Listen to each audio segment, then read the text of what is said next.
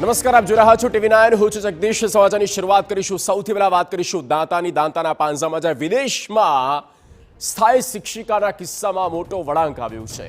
ભાવના પટેલે વિદેશમાંથી પ્રતિક્રિયા આપી.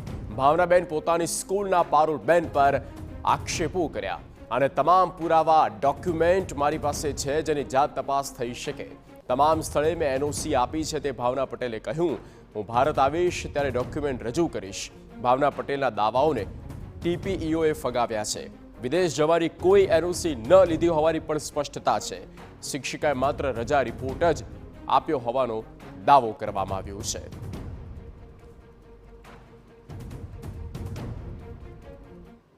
કારણ કે હું જ્યારે નીકળી, જ્યારે મેં મારો પાસપોર્ટ કરાવ્યો ત્યારે મેં જિલ્લા પંચાયતની NOC લીધી છે.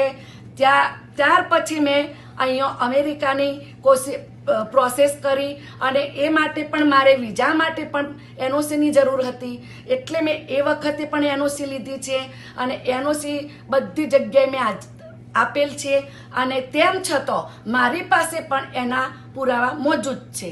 બરાબર, આ બધું અત્યારે હાલમાં મારી પાસે મોજૂદ છે, તો આપ જાત તપાસ કરી શકો છો અથવા તો હું જ્યારે ત્યારે આવું ત્યારે હું આપને આપી શકું છું. શાળામાં રજા રિપોર્ટ આપેલો જે તે વખતે આપેલો છે અને એ રેકોર્ડે એમને મોકલેલો છે. આચાર્યશ્રી સાથે એને એટેચ પણ કરેલો છે. પરંતુ એની સાથે જે જિલ્લા કક્ષાએથી વિદેશ જવું હોય તો એને NOC વિદેશમાં જવાની મેળવવી પડે, જે આપણા ગુજરાત સામાન્ય વહીવટ વિભાગના નિયમો છે અને જે NOC એની સાથે એટેચ નથી. મેં હમણાં રિસન્ટલી 3-4 દિવસ પહેલાં જ એક આચાર્યશ્રીને લેટર લખ્યો છે અને તમામ રેકોર્ડો મંગાવ્યા છે, કારણ કે જિલ્લા કક્ષાએ મારે રજૂ કરવાના છે અને જો એના અંદર જે આધારો છે એ પ્રમાણે જિલ્લા કક્ષાએ કાર્યવાહી કરવાની થશે.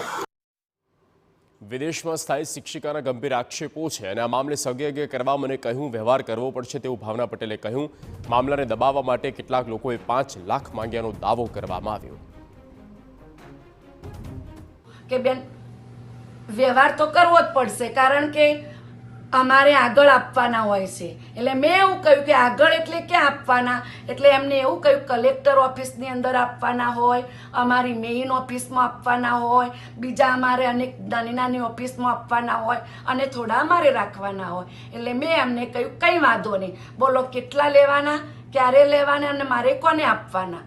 એ બાબત પૂરી થઈ પછી આ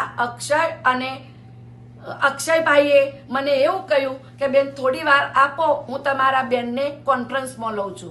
ત્યારબાદ તરત જ અક્ષય અમારા પારુલબેન એવા ઇન્ચાર્જ એવા પારુલબેને એમણે કોન્ફરન્સ ઉપર લીધા અને અક્ષયભાઈ પૂછ્યું કે બોલો બેન કેમ છો, ત્યારે સામેથી બેન એવું બોલે છે, હા હા બોલો અક્ષયભાઈ કેમ છો, મજામાં છો, શું કર્યું મારા કામનું, કેટલે આવ્યું, પતિ તો જશે ને, મારું કામ થઈ જશે ને, એટલું એનો એમ અને જોજો આ બધું પૂરું કરી દે.